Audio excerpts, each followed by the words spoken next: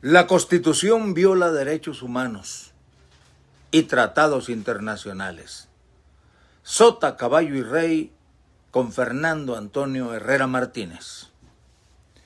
En México todo puede pasar. José Ramón Cosío, ministro en retiro, afirma: es un falta de debate y se refiere al proyecto de quitar la prisión preventiva mal utilizada y que tiene llenas las prisiones del país, con el 85% de los presos sin sentencia, aunque INEGI reconoce solo el 54%. El presidente López Obrador se opone y a través de la prensa hace presión a 4 ministros de la Corte que él propuso para que eviten que 8 de 11 le quiten ese poder al Ministerio Público. Muchas organizaciones sociales y el propio presidente de la Corte, Saldívar, al igual que el ponente Luis María Aguilar, respaldado públicamente por la magistrada Piña, han hecho pronunciamientos acerca de la violación sistemática respaldada por un párrafo de la Constitución en el artículo 19, donde están las garantías individuales, al pasar por encima de la presunción de inocencia, como ocurre con la prisión preventiva oficiosa y o justificada. La que debe desaparecer es la prisión preventiva oficiosa, porque te presume culpable hasta que demuestres lo contrario, lo que propicia que muchas personas no enfrenten su proceso en libertad, y debido al abuso de esta figura jurídica, mucha gente, muchas personas pasan decenas de años en la cárcel y si al final son absueltos, no hay manera de, con usted disculpe, resarcir el daño causado por el tiempo pasado en prisión. Esto es lo que se busca evitar. Pero desde el lunes que empezó la discusión, esos 4 ministros que propuso AMLO, no para obedecerlo, sino para ser ministros, están bajo fuego para que se opongan a dejar sin efecto ese párrafo del artículo 19 constitucional que viola los derechos fundamentales. Y cabe decir que México es firmante de tratados que condenan la prisión preventiva oficiosa, así que está obligado a quitar ese párrafo. Por cierto, hoy, miércoles, los 4 doblaron las manos para dejar en 7 la votación, que no completa los 2/3. Aunque aún se mueve una patita porque la discusión seguirá o se tendrá que ir a cortes internacionales. Lo que debe quedar claro es que el Ministerio Público debe hacer su trabajo y no encarcelar a las personas para tomarse el tiempo, muchos años, para llevarlos a juicio con el doloroso riesgo descrito que lastima social y profesionalmente al ser humano imputado y que se extiende a su familia y deja un injusto estigma de por vida. El ministro Cosío, en retiro, afirma que la prisión preventiva justificada no debiera tener problemas. Incluso es bien vista internacionalmente.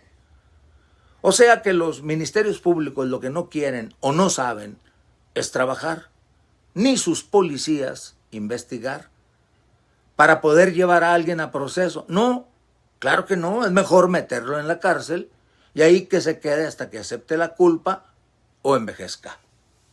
Sobre todo si no tiene con qué pagar un abogado. Y es que al quitar ese párrafo del artículo 19, quedaría la obligación para el Ministerio Público de demostrar ante el juez que existen elementos suficientes y presentarlos ante él para que una persona pueda ser privada de su libertad mientras lleva su proceso. Y he aquí el meollo del asunto. Será el juez y únicamente el juez quien en uso de su investidura y autoridad decidirá si encarcela o no. Hasta aquí el tema, y en eso va. Pero eso, aunque se logre, y se logrará, si no ahora será después, pero no blinda a nuestra sociedad. Explico o trato.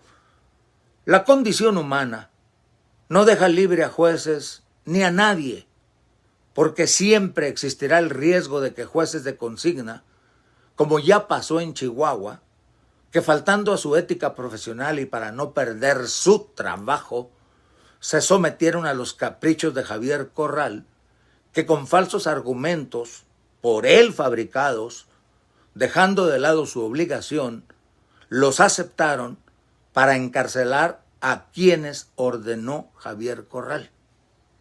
Aunque era claro, clarísimo, que debían enfrentar su proceso en libertad. Javier Corral primero los amenazó, persiguió y extorsionó. Una vez llenos los bolsillos de ese dinero sucio, los encarceló y siguió con la extorsión. Luego la tortura y las amenazas a la familia, que sumada a los años en cárcel, ha sido una verdadera injusticia. Hoy, gracias al tiempo y al aguante valiente de esas víctimas, todos están libres. Y todavía hay personas que piensan que no debieron salir, ignorando, a propósito, que las declaraciones de los sapos malditos fueron escritas o redactadas en gobierno y firmadas por esos traidores, sin siquiera leerlas, para salvar su vil pellejo. Ignorando, a propósito, que fueron todos víctimas de procesos falsos, viciados de origen, y que la justicia no debe ni puede aplicarse sin ceñirse a la ley. Ignorando, a propósito, que fueron encarcelados sin que el delito que les imputaban era grave. Ignorando, a propósito, que fueron extorsionados, torturados y amenazados con dañar a su familia, con un deseo insano, pasional, nunca racional, de un Javier hambriento de venganza y en total abuso de su poder. Obligó a que le acomodaran la ley a su gusto y deseo, además de su pésimo y espurio paso por el gobierno, al que desfalcó y dejó en desastre total. Javier tendrá que vivir con eso en su conciencia, si es que tiene, porque el dinero que recibió él y sus compinches de esas extorsiones no sirve, está maldito por ser mal habido. Y como decía mi abuelo Luis, el dinero mal habido te pudre el... Javier tendrá que enfrentar la ley y ojalá que sus procesos sean apegados a derecho, porque nadie debe hacer lo que él hizo, usar el poder para vengar sus celos, odios y frustraciones, o para desquitarse de quien creía le debía, vaya usted a saber qué. Javier cree que saldrá impune de sus desmanes, pero el karma, aunque lento, a veces más lento, siempre se presenta, y cuando lo hace es muy, muy elegante, al tiempo.